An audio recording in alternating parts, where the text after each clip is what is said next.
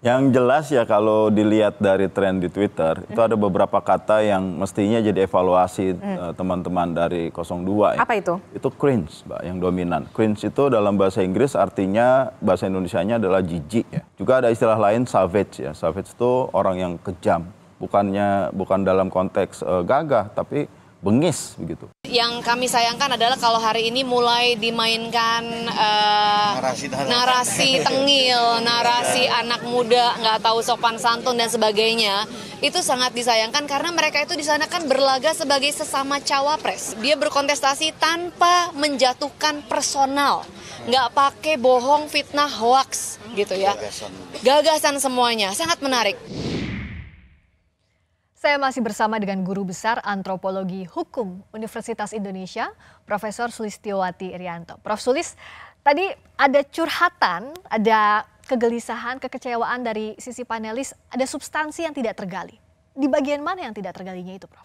Ya, semua substansi relatifly tidak tergali karena semua orang sibuk membicarakan soal-soal gimmick, soal-soal etika. Padahal substansi itu harusnya yang diberitahu kepada publik, masing-masing calon itu memiliki gagasan apa, pemikiran apa, dan akan menerjemahkannya ke dalam public policy yang seperti apa. Itu yang ditunggu-tunggu publik sebenarnya, karena banyak sekali masalah-masalah serius ya. Tapi akhirnya itu jadi hilang karena semua orang membicarakan hal-hal yang kurang substansi ya, soal-soal gimmick, soal-soal etika, kemudian saling perang tafsir begitu. Meskipun para paslon, cawapres khususnya dalam debat itu sudah mengutarakan kebijakan soal A, B, C, tapi itu dianggap panelis tidak cukup. Oh ya tidak, karena ya kita lihat sendiri ya, sepertinya diskusi tentang substansi itu lebih banyak ada di paslon yang 1 dan 3 ya. Itu yang bisa sedikit banyak berkorelasi dengan apa yang ada di dalam pertanyaan-pertanyaan ya. Tetapi sayang sekali ada paslon yang kurang bisa merespon setinggi stature, setinggi harapan publik bahwa itu adalah betul-betul debat untuk mencari pemimpin bangsa. Bicara soal harapan publik, apa reaksi netizen kita akan lihat, Prof. Sulis, karena pasca debat Cawapres ada analisis dari Drone Emprit yang menemukan data Gibran Rakabuming Raka, jadi yang paling banyak dimention, kita lihat datanya, banyak dimension sebanyak 512.000 dan juga mendapat sentimen negatif tertinggi di platform Twitter atau X yang saat ini kita kenal sebesar 66%, sementara Muhaimin menjadi yang kedua terbanyak dimention dengan sentimen negatif 9% dan Mahfud MD dengan 11% sentimen negatif.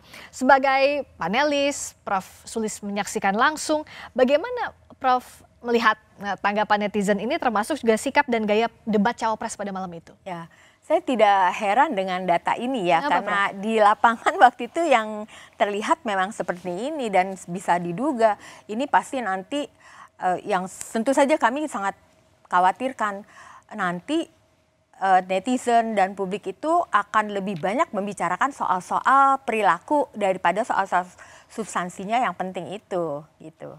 Tapi kan memang kalau bicara soal ada kritik untuk Gibran terhadap apa yang disampaikan pada malam hari itu, tapi oleh tim sesnya Gibran ini dikatakan tidak menjatuhkan personal paslon manapun.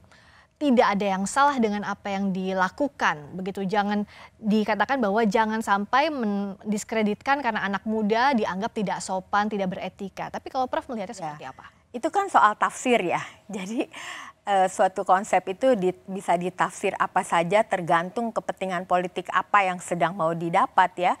Ini kan bukan soal umur ya menurut saya. Jadi kalau sudah ada di level itu berdebat dengan dengan paslon-paslon yang lain, saya kira stature-nya setara, yaitu yang diharapkan publik adalah standar-standar keadaban publik. Jadi jawab substansinya, diskusikan substansinya, bukan hal-hal yang lain begitu. Karena kasihan sekali kita jadi sukar untuk menilai paslon-paslon itu karena tidak memiliki keleluasaan ruang untuk menjawab dengan semaksimal mungkin apa yang mereka pikirkan, gagasan-gagasan apa yang sedang mereka akan sampaikan kepada publik dan kemudian kebijakan-kebijakannya seperti apa. Karena di semua pertanyaan itu, pertanyaan adalah kebijakan strategis apa yang akan dilakukan oleh paslon untuk mengatasi berbagai persoalan, pembangunan berkelanjutan, lingkungan, climate change, lalu masyarakat adat yang terpinggirkan karena kebijakan-kebijakan itu lebih berparadigma developmentalis, jadi ingin mendapatkan uang dengan cepat, dengan mudah, tetapi tidak melihat bahwa hutan, danau, sungai, pantai itu ada orangnya, ada flora dan faunanya. Itu yang tidak tergali, itu tidak yang tersampaikan. tidak tergali. Itu yang kami harapkan sebenarnya, bahwa itu yang dibicarakan gitu. Bicara soal kaburnya substansi, visi dari masing-masing pasangan calon, saya ajak Prof. Sulis untuk flashback juga ke debat Capres, debat ketiga Capres pada 7 Januari lalu. Kita akan lihat dulu videonya berikut ini. Pertanyaannya sekarang terkait dengan pertahanan, berapa skor yang Bapak berikan atas kinerja Kementerian Pertahanan yang dipimpin oleh Bapak Prabowo? 5 juga. Saya punya datanya dan kemudian akan saya sampaikan. Karena itu menurut saya skornya justru di bawah 5, Mas Ganjar. Kalau 5 itu ketinggian, Pak Ganjar. Mas Anies gak usah takut. Disebut aja angkanya berapa gitu loh. Kayak saya gitu loh. Jangan di bawah 5, sebut aja berapa. 11, Mas. Dari 100. Oke. Kenapa kami putarkan video ini, Prof. Sulis? Karena berbeda dengan debat Cawapres, dalam debat ini pasca adanya serangan soal nilai terhadap Pak Prabowo, banyak yang menilai bahwa Pak Prabowo di forum itu dipermalukan, dianggap diserang secara personal. Nah, kalau Prof. Sulis melihatnya serangan dari Pak Anies dan Pak Ganjar terhadap Pak Prabowo, apakah serangan personal atau tidak?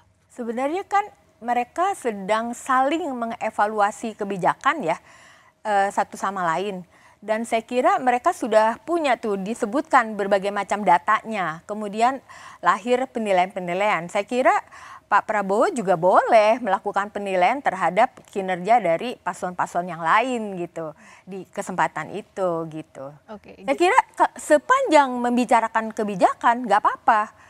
Silakan aja beradu argumentasi gitu, berdasarkan data, berdasarkan evidence base ya, data berbasis bukti, silakan saja. Kemudian adu argumentasi, konsep-konsepnya apa gitu. Menurut saya nggak apa-apa. Okay. Like and dislike pasti kan akan muncul ya, Prof. Sulis, tergantung juga dari pandangan siapa, sudut pandang siapa yang melihat apa yang disampaikan capres-cawapresnya. Nah, tapi bicara soal etika ini saya jadi tertarik begini, Prof. Sulis. Karena dalam debat itu pasti saling menyerang. Pasti akan ada rasa ingin memenangkan dari masing-masing paslon. Tapi batasannya, pagarnya apa? Karena kalau bicara soal debat dibandingkan dengan debat Amerika misalnya, banyak bilang bahwa itu lebih kejam, lebih keras lagi perdebatannya. Tapi apa yang membedakan? Dan di mana koridor etika ini ditempatkan dalam debat?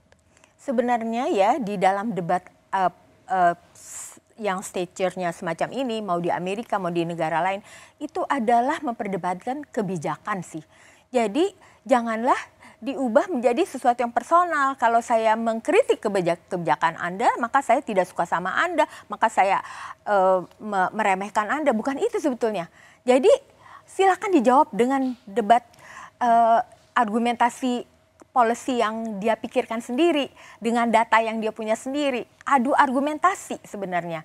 Jadi bukan sama sekali persoalan personal. Tapi kan publik kita tuh selalu mengubah itu menjadi persoalan personal, ini soal kalah menang, soal apa, enggak loh. Kita sedang memperjuangkan demokrasi melalui pemilu ini kan sebenarnya. Dan kalau kritikannya Prof. Sulis juga soal degradasi kebudayaan dikaitkan dengan debat ini, bagaimana menempatkan konteksnya? Ya dalam arti kebudayaan itu menjadi semakin tergerus karena kebijakan-kebijakan yang paradigmanya developmentalis tadi. Ingin cepat-cepat dapat uang banyak, kebijakan-kebijakan yang mercusuar gitu ya. Tetapi melupakan bahwa sebetulnya mereka menyingkirkan kelompok-kelompok, dalam hal ini sesuai dengan tema debat, masyarakat adat, kelompok-kelompok masyarakat yang rentan dan perempuan. Karena mereka banyak sekali kehilangan ruang hidup karena dikonversi menjadi lahan-lahan untuk ekonomi ya. maka mereka jadi terlempar dari ruang hidupnya sendiri. Saya penelitian di Papua Barat dan di Kalimantan Tengah ya, itu banyak yang mengatakan di Papua ya, kami sudah banyak kehilangan pohon-pohon sagu gitu. Padahal pohon sagu itu adalah sumber makanan mereka. Di Kalimantan Tengah juga demikian. Setiap hari para ibu dan anak-anak itu harus menghisap asap kebakaran hutan. Jadi tiba-tiba saja sekolah bisa mengumumkan hari ini libur karena ada asap. Bayangkan, apakah itu mereka pikirkan juga? Oke. Gitu. Itu yang harusnya dibawa di forum Iya. debat. Dan tadi bicara etika dalam debat, yang penting sebenarnya kebijakan, ranahnya ada di kebijakan, begitu Prof. Sulis? Iya. Boleh tambahin lagi nggak? Silakan. Jadi saya penelitian di Papua Barat dan Kalimantan Tengah itu ingin melihat apakah para perempuan yang bekerja di sektor kehutanan dan perkebunan sawit itu ada perlindungannya atau tidak. Saya bertanya dengan semua kepala dinas yang ada di sana, tidak ada satupun regulasi yang melindungi perempuan dari kekerasan seksual, dari pekerjaan yang begitu berat dan berbahaya ya. Hanya karena ternyata mereka itu bekerja dengan status sebagai pekerja harian. Jadi tidak tercatat sebagai pekerja formal. Kalau berstatus sebagai pekerja harian, maka dianggap tidak ada. Tidak ada orang itu karena tidak formal. Sehingga mereka tidak memikirkan bahwa perempuan-perempuan ini perlu perlindungan, perlu regulasi. Itu yang tidak tersentuh begitu ya. Tapi Iya. kalau kita membumikan lagi ini, Prof, artinya harusnya ini tidak tertutup oleh gimmick, tapi Iya. disampaikan di forum itu yang tidak ada. Betul. Di tengah kita ramai-ramai ngomongin soal gimmick, kita bicara soal gimmick, Prof. Sulis, belum usai ini perdebatannya di publik juga, Presiden Jokowi secara terbuka menyatakan bahwa Presiden dan Menteri boleh berpihak. Adakah etika yang dilanggar?